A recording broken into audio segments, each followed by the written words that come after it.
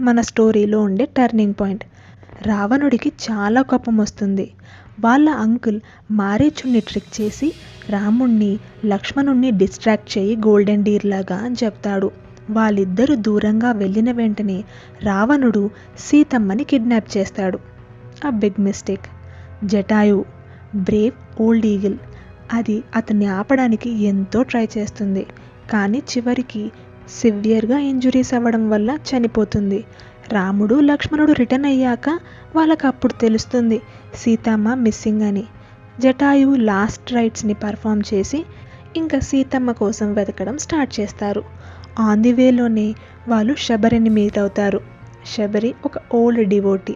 ఆమెనే ఎంతో ప్రేమగా రాముడికి తన బెర్రీస్ని ఆఫర్ చేసింది.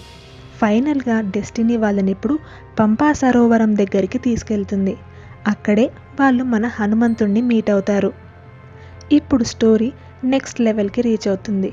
హనుమంతుడు రాముణ్ణి సుగ్రీవుడి దగ్గరికి తీసుకెళ్తాడు.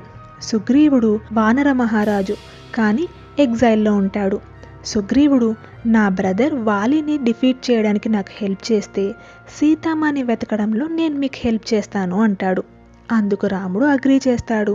అలా రాముడు ఒక్క బాణం వాడి వాలిని ఈజీగా చంపేస్తాడు. అలా సుగ్రీవుడు రాజు అవుతాడు. అండ్ వాళ్ళ ఫ్రెండ్షిప్ ఇంకా స్ట్రాంగ్ అవుతుంది.